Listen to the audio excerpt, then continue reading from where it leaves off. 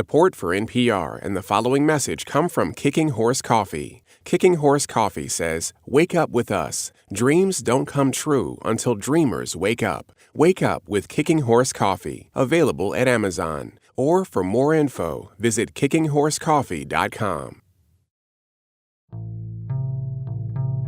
I mean, I was like Willie Loman, and I was a traveling salesman, and I would load up my car. It was a Volvo wagon at the time. And I remember once going out with 38 snowboards, and I drove around New York State and visited dealers. And I went out with 38, and I came home with 40. 40 snowboards? Because one guy had given me 2 back that he'd bought and said, "This is a joke." From NPR, it's How I Built This, a show about innovators, entrepreneurs, idealists, and the stories behind the movements they built.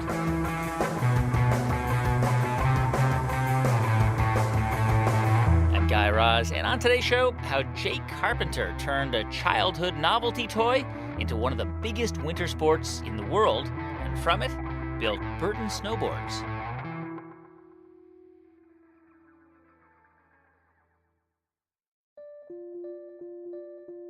So imagine being on an airplane in 1977. You sit down, you strike up a conversation with the guy sitting next to you, you ask him what he does. And he says something like, "I make sleds for the snow, except you stand on them like a skateboard." You would have no idea what he was describing. You couldn't have imagined that within 20 years, snowboarding would become a multi-billion-dollar industry. And if that person next to you were Jake Burton Carpenter, there's no way you'd have predicted that one day, 1 out of every 3 snowboards sold worldwide would be a Burton snowboard. And not because he invented the sport, he didn't. But there's probably no one on Earth who did more to popularize it. And it didn't happen overnight. 10 years after Jake founded Burton Snowboards, fewer than 7% of ski resorts even allowed snowboarding. But today, it's hard to find one that doesn't. And the thing about Burton is, it didn't just build snowboards. It built a culture around snowboarding. It was a culture that was inspired in part by family ski trips to Vermont when Jake was a kid. My dad sort of figured it might be something fun for a family to do when I was around, I guess, 7 or 8, and he would take the whole family. I just always had this attachment to snow. I mean, to me, it meant no school, and still, my favorite thing to do in life is go up to my kids' rooms, and I mean, those days are behind me, but tell them to get up for school, and then after they get up, tell them it's a snow day. One winter in 1966, there was a brief craze across parts of America for a novelty toy called the Snurfer, as in snow plus surf. It was basically a stand-up sled that you could ride down a hill. And Jake Carpenter was one of the thousands of kids who bought one for $10. It was a 4-foot-long piece of wood that was about 6 or 7 inches wide, and it had no edges. And you stood on it on these sort of staples that gave you traction, and you had a rope attached to the nose. It was a little bit like you were riding a bucking bronco just getting down the hill. Wow. But it was fun. And Brunswick made them. They sold 800,000 or something like that. But it developed this sort of cult in a positive sense of the word. Yeah. I had friends, and we would do it together, and we would modify them. For me, a snurfer was the opportunity to surf. It was basically surfing on snow. Surfing on snow. Now, in a lot of ways, Jake's childhood was pretty great, even idyllic. But then, when he was about 13, things started to unravel. Jake's older brother, George, was killed in battle in Vietnam. And a few years later, his mother died as well. And for Jake, it was a pretty tough time. He even ended up getting expelled from his boarding school. I mean, I was a wise ass and when I was young, and to a fault. And when I got kicked out of Brooks was a school, and I went up to see the headmaster, who was a headmaster when my father was there and when my brother was there. It was brutal. I mean, my dad made me get in the car, go 5 hours, see this guy, for a 5-minute conversation, and then a long drive home. And that is when I decided to turn my life around and start applying myself to whatever the hell I did. And the way he did apply himself was by figuring out how to take what he was good at and make money out of it. So Jake's first venture was a small landscaping business. And then after college, he went to work for an investor in Manhattan. But in the back of his mind, he never forgot about the Snurfer and about its potential to be something much, much bigger.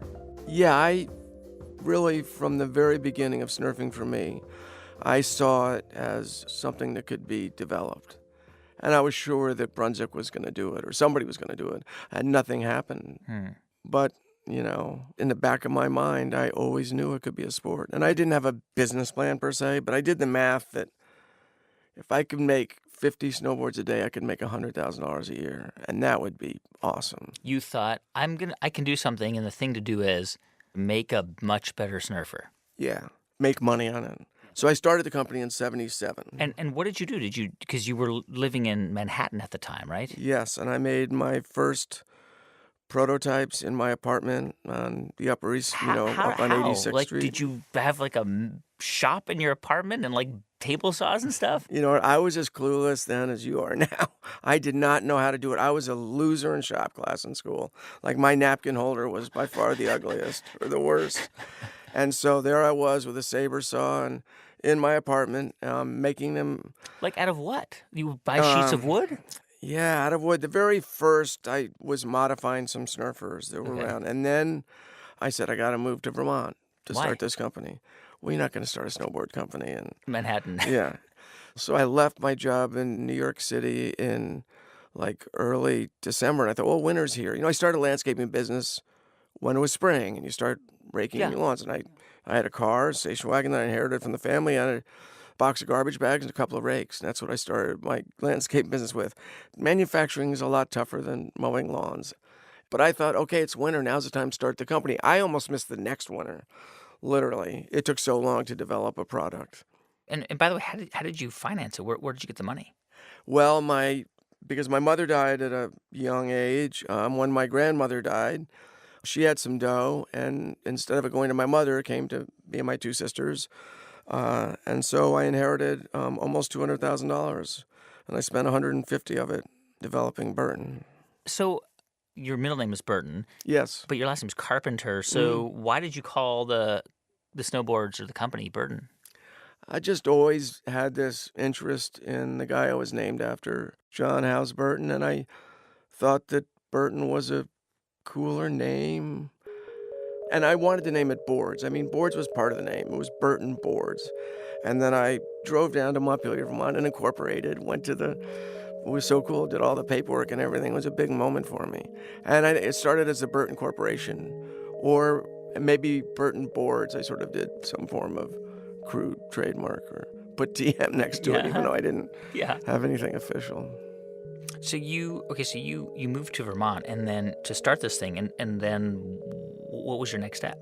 So I went to this company called Shushan Bent Wood Company, and they made curved wood for people that made furniture out of solid ash. Oh, wow. So my first prototype was a piece of solid ash that was just put in this thing to curve the nose. And then I just started riding them on hills. And I literally made 100. Wow.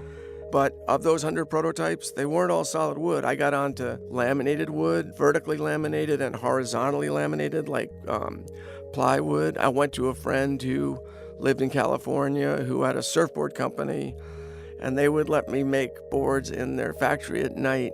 And I would take a surfboard blank, which is 6 or 7 feet long and maybe 3 or 4 inches thick. And by the morning, I'd have whittled the thing down to a snowboard, and these guys were so cool, but they laughed at me. When you went to these factories and you said, I need you to give me this curved piece of wood or this piece of material, and they would say, well, what is it for? What would you tell them? I mean, the Snurfer, there was some awareness of it. It had been around. So I was telling them that I was making a modern rendition of that. And I always feared that, like, the minute ski companies caught wind of this, that they would just jump on it and I'd be out of business in no time. But nobody cared. Nobody cared. And was it just you, like, with this thing, like, messing around on hills? Dude, I was so alone, yeah. Wow. Did you ever come across people like, what is that? What are you doing? Yes, it was to the point, literally, if I was on a plane and somebody would ask me what I did, I would make something up because it was just too embarrassing. You couldn't explain what it was. The concept of snowboarding wasn't something that, it would be like saying today, yeah, I ride clouds. Like, that's my job. I make skateboards for cloud skateboarding. Yeah, for sure. Right? Like, it was so weird. So at what point were you able to say, I got it. This is the one I'm going to make?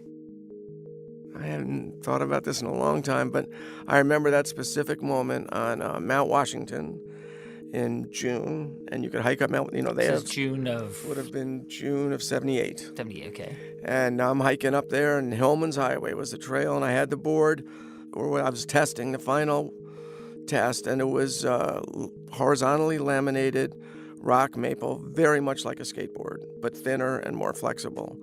And I rode down, just hiking up a little bit and riding. I was like, okay, this is it. And then I've decided on the construction now. So I go out and I rent this place that's going to be this little sort of factory. And I hire 2 relatives and a friend to help me take these pieces of curved wood and shape them, drill them, paint them, put fins on them, put mat on them, put bindings on them. It was a long process. And as I said, my original plan was to make 50 boards a day. That was always sort of my goal. Because you thought that this was going to blow up. You were going to need to... I majored in economics at college. I had classes with Nobel Prize winners, but I don't know if I really understood supply and demand. Did you have a shop? Yes, in Londonderry, Vermont, with Burton boards written on the front of it in big letters. Like, who are the kinds of people who were coming into your shop in Londonderry, Vermont, and saying, yeah, I'll buy one?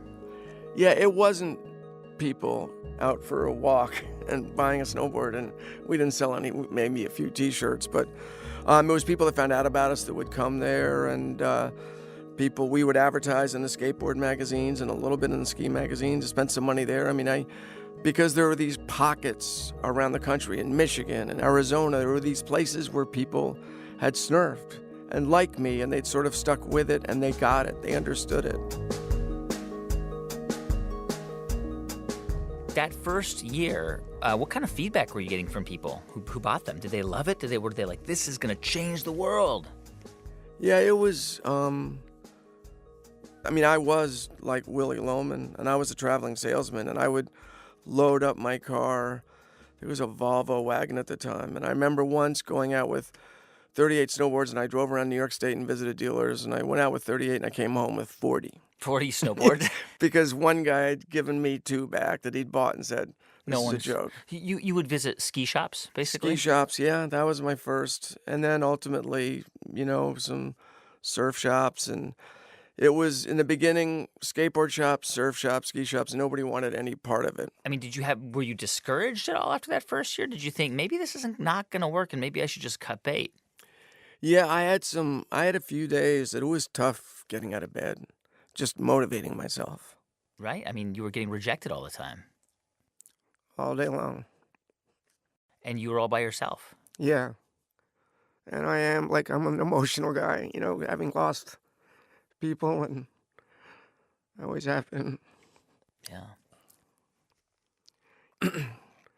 So I had to let go of my 2 relatives and my friend very quickly, and it became back to me in year 2, because we made enough boards in that first winter. I don't know whether we made 1,000 or 15. We made enough for 3 years. So they're just sitting in your shop? Fully assembled or boxed, but yeah, they're pretty much done. And so I had one high school kid helping me out part-time, and that was it.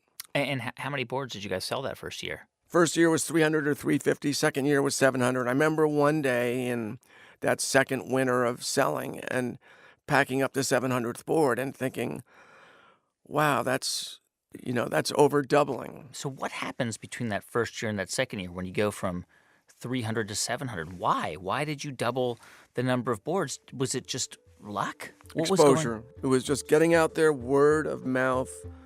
Marketing, advertising, placing ads in these ski, surf, or skateboard mags. I remember going to check the mailbox because dealers really weren't that interested in, stores. And so we would send out these brochures. Right from year 1, we had brochures, and we would send them out with a little mail order form in it. And I would go to get the mail every day, and I remember looking in the mailbox, and it would be like either nothing or a couple of envelopes, or some days there'd be 5 or 6 envelopes. And then you'd open up the thing, and it had this crude little order form, and you could get you'd open up the envelope and it would be, 2 T-shirts or something. And then you'd open up an envelope and it would be like 4 snowboards for a family in Connecticut. I mean, I can remember it so clearly. And where could you actually use them? I'm assuming you couldn't take it to a ski resort and just go down a mountain. No, but it was presented. I mean, skiing at the time was $20 a day, and it was a lot of money. So this was an opportunity to express yourself and have fun out and do with friends. And it was a cheap way to have a lot of fun when there's snow on the ground. Yeah. You could not go on a resort. And to be honest, I didn't start it as a resort thing. You didn't care? No, it wasn't. That wasn't the intent. It was like a low-cost alternative to skiing. But then these kids then I started hiring more kids. This is maybe year 3. To do what? To just help assemble these boards, put them in boxes, and get them out the door. Because you were still doing all the assembly in that place in Vermont? Yes. And by hand? Totally. Yeah. Okay. Yeah, they would just help me get the boards out the door. This one resort, Bromley, you could drive up to this village that was a quarter of the way up the mountain. So we would pile into the car, drive up to the village. Everybody would, if there were 4 of us, one guy would stay in the car, the other 3 would snowboard down the hill, and then we'd meet at the bottom and do it again and again, and then ultimately snowcat drivers would give us rides, and we'd bribe snowcat drivers with a 6-pack or something. And they would drive you up to a point? At the top of the mountain. But it was so challenging to ride those boards. People now, they have these vintage races and they get on old snowboards, and I, for the life of me, don't get it. I mean, it's, hard. But it was just these young, rebellious, what snowboarding and Burton did is we revolutionized winter life, and this was the beginning of it. So do you remember a moment when, like in those early years, when this thing like really started to take off? Well, in terms of the sport or my company, it was nothing. I think in the context of starting a business, people think of internet companies that just explode in day one. And there just was not a defining moment in the context of the sport blowing up. There were big milestones along the way, and I think Time was quoted as calling it the worst new sport. Do you remember when that was? It was in the 80s? Yeah, that would have been early 80s. Yeah. And part of that Time thing, the worst new sport, was they said it was more about raging hormones. And this was these rebellious young men that were making it happen. And then some cool girls, very courageous women, got into it and started doing it. And I realized, okay, we're not going to lose any more money. We might not make money, but I can, manage this financially. So it just grew and grew and grew, but at a manageable pace. Why didn't ski resorts allow snowboarders in the beginning? Well, it was there was actually a famous case at Stratton, which was a resort, one of the first resorts to let us on, where this guy had... Where's Stratton? It's in southern Vermont, and this guy had broken his leg because of some sign or something, skiing, and he sued the mountain, and I think he tried to get $500,000, and he got $1 million. So there was this liability. There's this just paranoia about getting sued. Yeah. And so that was their fear, but they ultimately would give us a chance, and we would lobby with them, and their kids sometimes helped, and we would lobby resorts, and then if a big resort, like we got on Stratton, then Bromley had to come along, and Magic Mountain, and it took years, but it was there was no stopping it. Did you at that point also, I guess, start to identify people who are really good snowboarders and sponsor them? Yeah, well, for a minute there, these kids that had worked for me just happened to be the best. And then there was a rider, Craig Kelly, who actually rode for this company, Sims, who started making snowboards after we did, but they were a pretty well-known skateboard company. And this guy, Craig Kelly, rode for them, but we were good friends, and I'd always told Craig if he ever had the opportunity, we would love for him to ride for us. And then Sims ultimately sold his company to a bigger skateboard company. And so we cut a deal, and he rode for me, and I paid him $17,000 a year. And this guy was, Craig Kelly, was a godsend. And he always used Burton snowboards. He was Burton. So Burton head was to toe. all over his body. Yes. So having him represent Burton, that must have been pretty transformational. It was beyond transformational. Yeah. Because you're all of a sudden, not only do you have this advertisement, but you've got the coolest and the best guy who can do all this cool stuff. And you've got kids seeing this, and they're like, well, I want to try this, and I guess Burton's the way to go because this guy uses Burton? Yes. You know what? That's pretty much it. Craig made the sport cool and the brand cool. As snowboarding started to get bigger, the ski companies must have thought, well, there's money to be made here, right? Like K2 and Rossignol, didn't they start to make snowboards? It's just so funny that the ski companies were so oblivious to what was going on in front of their eyes. I mean, talk about close-minded, Because they could have crushed you early on, right? They could have destroyed us, and there were all these rumors that some ski companies were going to start making them, and we went from being, fly in the windshield of the ski industry to all of a sudden we became a threat. In just a minute, how Jake dealt with the competitors who now wanted a piece of the action. Stay with us. I'm Guy Raz, and you're listening to How I Built This from NPR.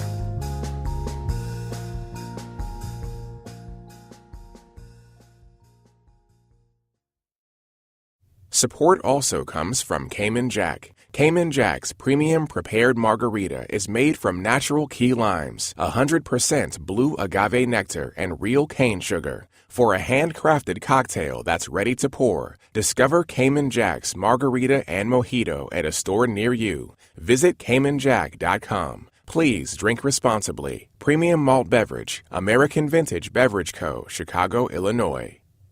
Support also comes from Citi, presenting the Citi Gold Relationship. When was the last time you believed possibilities really were endless? Open up a world of opportunities with a Citi Gold Relationship. With complimentary financial planning, personalized investment strategies, global insights from Citi Personal Wealth Management, and a dedicated team, you'll have the support you need to take on what's next. Explore the benefits of being a Citi Gold client at citi.com/staygold. Hey, welcome back to How I Built This from NPR. I'm Guy Raz. So, in the early days for Jake Carpenter, building Burton and at the same time trying to build the whole sport of snowboarding was sometimes lonely. But because he stuck with it and because the sport caught on, the big ski companies, as you can imagine, started to notice. And all of a sudden, the market for snowboards wasn't so lonely anymore. Okay, so when the big ski companies started to make snowboards, what happened to you guys? Well, by the time they started making them, we were maybe on a third of the resorts, and they didn't want the sport to happen, right? I mean, these ski companies did not want snowboarding to succeed. So snowboarders didn't like ski companies. I mean, people did perceive them as not being the real deal, and we didn't keep that a secret. I mean, we made it pretty damn clear that we were the real deal. But they did have manufacturing ability, and some of those French and Austrian companies were subsidized by their governments to keep their factories going. So from a cost perspective, they were lower cost producers for a minute there. But it was just, they were too late. They missed the boat. Did you ever have, as snowboarding really began to take off in the early 90s, did you ever face serious threats from competitors, either big or small? Well, it was always, like in the early days, it was a rivalry between Burton and Sims, but we've doubled the number of snowboards sold for the first 20 years, I think, of the company. So Sims was a threat at one point. K2 was somewhat of a threat. They got more aggressive earlier on. But no, we've been the number one manufacturer of snowboards since the day Did you, even though you had this market share and you had this loyal customer base, a lot of these companies had a lot more money to work with. Your money was coming from sales. Yeah, and ultimately we were borrowing money from banks, but it was very secured. And then we would get bigger and bigger, and obviously we're doubling our sales, so we're doubling the money that we need from the bank. And you needed this the money. Long-term you money. needed the money for marketing and for what? We needed the money to make the snowboards because in this industry, in skiing, we didn't start this, but you ship them the stuff in whatever, August, September, and then you don't get paid until December or January. So it was always working capital. We've never needed long-term debt. But we've always had this need for working capital. And so we would work with these Vermont banks, and we'd get up to a certain level. This happened like 3 times. And then we get to a certain level, and they say, this is maybe a fad. We're going to bail. And never because we were late on a payment or, They we got were nervous. religious about paying people money that we owed them. But they just sort of figured, this has been a good ride. We're going to bail. And then we go to a bigger bank, and then a bigger bank, and then we still borrow some working capital, but it has become less and less. At any point, did you think about going public, doing an IPO, seeking, venture capital, outside investors, anything like that? Yeah, interestingly, there was this one company called Ride, and they started out, and then a guy that worked for us went to work for them, and he was sort of a mid-level manager for us. It was a competing snowboarding company? Competing snowboarding company. And he went to work for them, and then they went public, and they at a very low price. And the stock went up to, it split, and then went up to $35. So it was up to $70 on a non-split adjusted basis. So their valuation was huge. It was huge. And this kid was a millionaire all of a sudden. And I felt this enormous amount of pressure, like on taking care of my people. And, yeah, I bet. And just, am I doing the right thing here? And so I went and I met with a couple of big New York investment banking firms, and I just couldn't deal. The vibe, it was like, this isn't us. And then all of a sudden, Ride stock, which was at $35 at the time, went down to $2 because they had these expectations that, like Wall Street, they take things and they project unrealistic expectations. So ultimately, people have realized working for a privately held company has many, many advantages. I guess it was in 98 that snowboarding became an Olympic sport. That must have been crazy. I mean, I know that you don't like to say this and you deny it, but you are widely credited as the guy who really made snowboarding what it is. And this became an Olympic sport. What did you think when that happened? That must have been a pretty amazing moment. It was not a cool moment at all. Wow, I was not expecting that answer at all. That was not the answer I was expecting. What happened? Well, FIS, which is a international ski federation, it's a Swiss, governmental body, and they controlled the scene, and then they started having snowboard competitions when they just had, aside from their ski races, and we were wondering what they were up to. And then they just arbitrarily decided, okay, snowboard's going to be in the Olympics. I mean, they didn't even give me a phone call. They never told us anything. I will take credit for pioneering the sport. And you would think that you might pick up the phone and tell that person what you're up to or how do you think we should do this? None of that. They just arbitrarily, it's like the baseball player that finds out he's traded when he reads it in the newspaper. And then I go to the Olympics. We've got our team there, and I get to the venue. And they've got snowboarding misspelled at the venue. How'd they spell it? Well, you spell it with a W, snowboarding, but they had SNO-boarding. This is in Nagano, Japan. I was like, not a good sign, right? So, and then they proceeded to have the racing thing was horrid conditions. And they decide, it was a driving rainstorm. And they say, okay, we can't have the men's downhill. We would never have this prestigious ski event in a rainstorm. But no, the snowboarders, they can go. They can risk life and limb and not be wearing goggles. It's raining so hard. And so, but nonetheless, they've gotten better and they're doing a better and better job. And the American arm, it's a form of national associations. They care about the sport and they've got some people that care about the sport and they're trying to do better. But the last 2 Olympics, the venues for the freestyle stuff, which is what people care about, for the half pipe and slopestyle, the venues have been really sketchy. As your company grew, describe the culture of the company. Was it, I'm looking at you right now, and I cannot imagine you ever wearing a suit and tie and being like a boardroom boss. For example, where do you have your meetings with your top team and stuff? How do you... Well, our meetings, you look at my office, it's 3 sofas and 2 chairs and a coffee table, and there's no desk. And our senior conference room where we have our board meetings, it's sofas. You can throw your feet up and bring your dog to work. And we've got 132 registered dogs, or people, we sort of keep track of the number. And it resembles snowboarding's lifestyle. And we're a tribe, and we are so focused on the sport. Everybody in that company, damn near everybody in that company snowboards. And because that's our source of energy, that's where you recharge your batteries. And what if somebody was like, Jake, I'm going to be in late today because I'm going snowboarding? It's pretty much the drill. I mean, if it snows over 2 feet, it's an automatic day off for the whole company. Nice. And last year there were 3 of those days, which is almost too nice. I mean, I like people to work too. But people come in late and work late. People work hard there. So that's, as long as people are giving us a solid effort, I get it if they want to get up there and catch a few runs on a great day.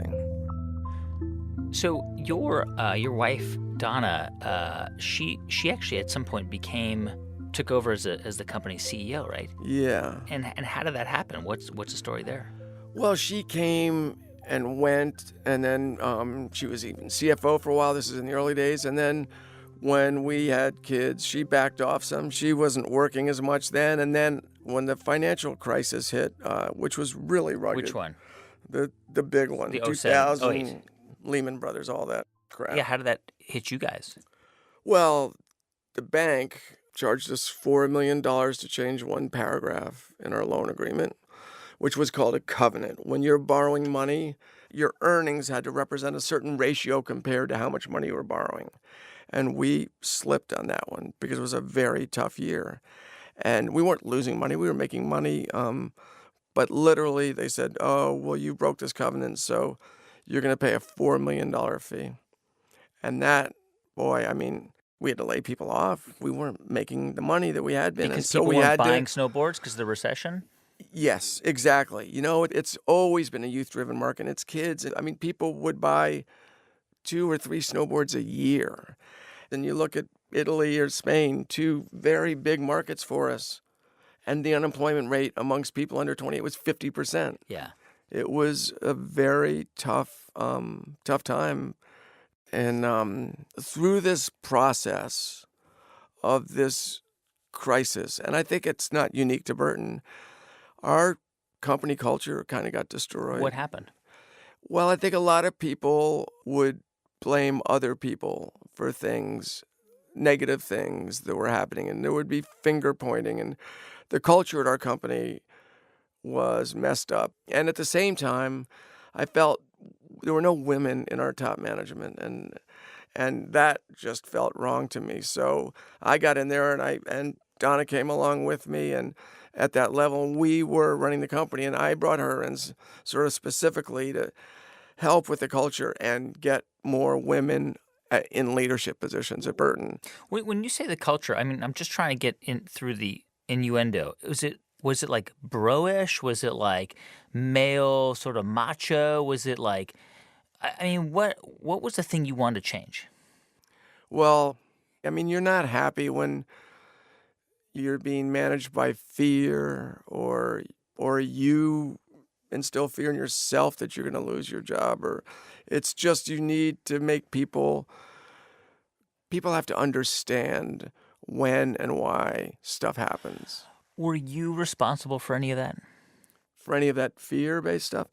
Well, I think I hired many of the people that were in and around it, and I think that we were all responsible to a certain extent. I mean, I don't think that's ever been a tactic that I've used, hopefully, but I certainly let it happen under my nose. Do you think that you have a hard time with criticism? And I ask that because, it can be really problematic, right? If you're unwilling to listen to somebody that says, listen, I know you built this thing, but I'm trying to make it better. Listen to me. That's couldn't be more true, but less and less and less every year. I mean, I did every job in that company. I mean, I made the first board. And for a while there, I mean, we might have had 50 employees, and I was convinced, not in a bragging way, but I could do anybody's job better than they could.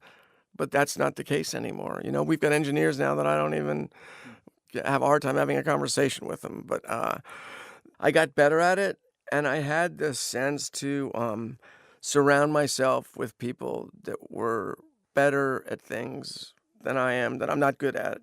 That's been good, and I've learned to delegate. That's not an easy thing to learn how to do, especially when you're detail-oriented, to learn to let go like that. You have to trust people. Beyond trusting, you have to let them screw up Yeah. and live with it and live through mistakes. And if they repeat the mistakes, then that's not a good sign. Burton's made every mistake in the book, but I don't think we've made too many twice. I'm sure at certain points you were offered money to buy your company. I just didn't take those phone calls, you know? Yeah, but you could have sold this company, been like a philanthropist, and I don't know. I'm not saying it's a better life, but it sounds pretty cool. It sounds like a pretty great life.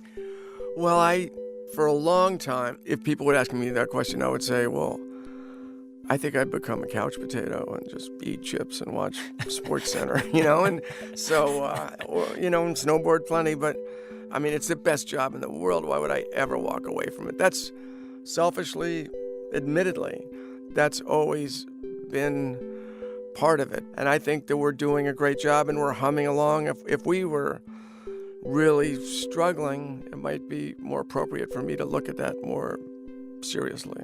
How important is money to you? Like, how important is being rich to you? Well, to be brutally honest, I enjoy having, the ability financially to. We're going surfing for a week in the Maldives next week, my whole family. Cool. And we're going to have a speedboat that's going to take us to the lineup, and it's going to be epic. And this stuff's not cheap. So I love that, and I would be a liar if I told you I didn't. But it's not the most important thing in life. Yeah. You had a really tough couple of years, and you're just now experiencing the recovery of it. You had knee surgery, I guess in 2015, right? Yeah. And then before that, you had to have heart surgery. Right. And then you battled cancer, testicular cancer. Yeah, and I dealt with the whole process of chemotherapy, which is dreadful. And in the tail end of that, I was in a plane and I had a pulmonary embolism, which really still affects me. And then I came down with that Miller-Fisher, that form of Guillain-Barré. Let me ask you about the Miller-Fisher, because probably not a lot of people know about this, but I guess it's an autoimmune disease that can make you temporarily paralyzed. So, like, what was that? What was going on? Like, how did you even discover what was going on? Well, I'd gotten the knee replacement, and then I got home, and I was with the doctor the next day, and I started seeing double, and I told him about it. He's like, "Well, check it out, see if it might just go away." And the next day, I was seeing double, and I felt really lousy. And I waited till Donna went to work. She'd been through so much with me, and I was just like, and so I went to Dartmouth Hitchcock, and they very quickly analyzed what was going on, and within 24 hours of me being there, they said, if you have what we think you have, tomorrow you won't be able to swallow. The next day you won't be able to open your eyes, and the next day you won't be able to breathe. And were they right? Yeah, that's how it went down. That's it? You get to the hospital and you are confined to the bed? And I'm in an paralyzed? ICU for 6 weeks. Wow. You couldn't move your body? Yeah. And then people, the ICU, people go for hours or days. And I was there for over 6 weeks. You're like a prisoner in your own body. Yeah, very much so. I think it's like ALS, just condensed into a couple of weeks. So, first of all, how did you breathe? Through a ventilator. And the ventilator was behind me. I could hear it, but I couldn't see it. Did you have feeling in your body? Yeah. Yeah, my wife would stretch me every night, and I could certainly feel that. And how did you eat? Through a feeding tube. Did you think you were going to die? For sure. Wow. For a minute. And then, my wife did. She told me I was getting better, and eventually I would see these little, hints of improvement. What did you start to notice? That I could open my eyes, and that I could, I was so into physical therapy right from the get-go, and then I could do something a little better than the day before. And once you get to that point, then it's game on, then it's up to you. How does that experience change the way you live your life and you interact with the people you love? Well, I sure as hell don't take my family for granted anymore. And I do live life for the moment. I mean, much more than ever. I mean, I think it happens through something like that. I don't know why or how, but it does. Or it did to me. It must put into perspective all your success and wealth and the thing that you built. Like, obviously that stuff matters, but like in the context of your life, nothing else really matters. Yeah, that stuff couldn't have been further from my mind.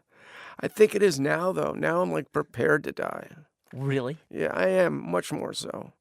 I could die, get hit by a bus walking out of your studio, and I still think I'm luckiest guy in the world. Because of the life you've had. Yes. Could you ever have imagined when you were in that first year and you had to fire your employees and, I don't know, that you would have built something this big? I had no idea that what would happen with snowboarding. I mean, I saw a sport, but I did not see Shaun White on the cover of Rolling Stone twice, or snowboarding being in the Olympics, or the stuff that's happened. And it's been the athletes that have made it happen, and we've facilitated it. But it's been exceeded, I wouldn't even say dreams, because I never dreamt anything on the level that we're on now. Jake Burton, Carpenter. By the way, Burton just celebrated 40 years in business since Jake built that first snowboard in a barn in Londonderry, Vermont back in 1977. And despite his health issues, Jake still snowboards 100 days a year, and always when there's fresh powder.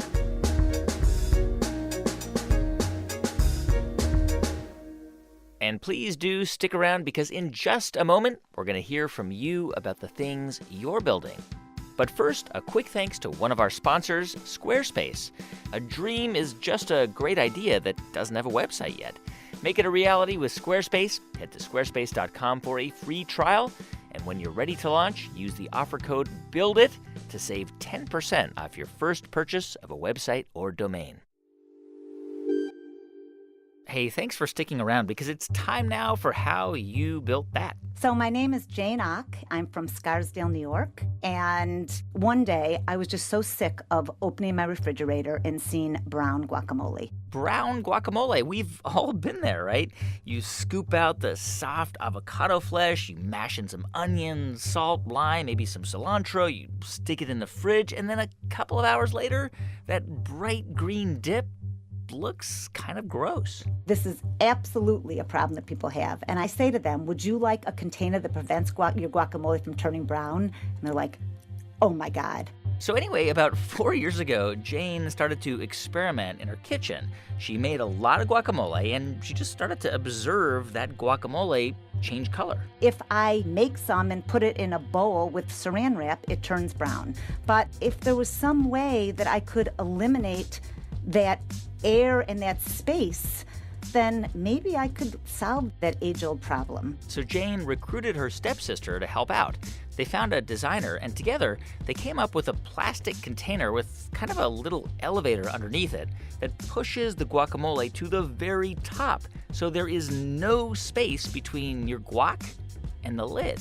And then you simply close the tab to cover the air hole, put it in the refrigerator, forget about it, literally forget about it. I mean, a week, however long you're going to eat your guacamole, it will not turn brown. Okay, so they had the right design, but for 2 years, they ran into one problem after another. They were using the wrong materials, or the little elevator thing wasn't fitting properly.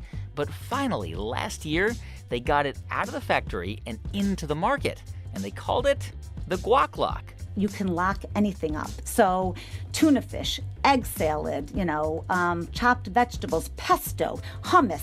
And the more you can smush it and remove the air holes, the better it's going to save. So, Jane, this is not my main problem with guacamole because Yep. when I first heard the name guac lock, I thought it was to lock your kids out of the guacamole so they don't eat it all before your guests come. No, it is not. But you're right. That's a good idea. That is a problem in my house. That's our problem. I get into the kitchen and I just see like green guacamole around the mouths of my children. I feel your pain. That could be the next iteration of the guac lock. You could add a combination lock. Like a on child the- lock or something. Yeah, exactly. Well, actually, it's very funny that you said that because a lot of people say, I never have leftover guacamole, so Never. why would I need this? And what I always say to them is, now you can make it in advance. Jane Ock is the co-founder of the Guac Lock. It's now for sale on Amazon and Bed Bath & Beyond and at Whole Foods. And you can find out more about the Guac Lock at our Facebook page. And of course, if you want to tell us your story, go to build.npr.org. We love hearing what you're up to. And thanks so much for listening to the show this week. If you want to find out more or hear previous episodes, you can go to howibuiltthis.npr.org. You can also download our podcast at Apple Podcasts or however you get your podcasts. You can write us. Our email address is hibt@npr.org. And if you want to send us a tweet, it's at howibuiltthis. Our show is produced this week by Casey Herman, with original music composed by Ramteen Arablouei. Thanks also to Neva Grant, Sanaz Meshkinpour, Claire Breen, and Jeff Rogers. Our intern is Diana Mustak. I'm Guy Raz, and you've been listening to How I Built This from NPR.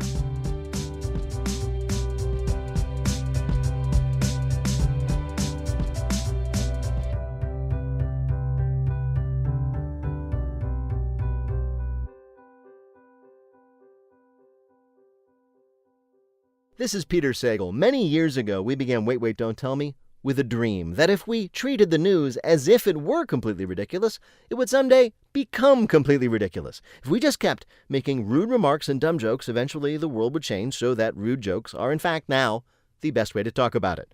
I'm pleased to say it worked. Join us for Wait, Wait, Don't Tell Me, the news quiz that tells it like it really is, on the NPR One app or wherever you listen to podcasts.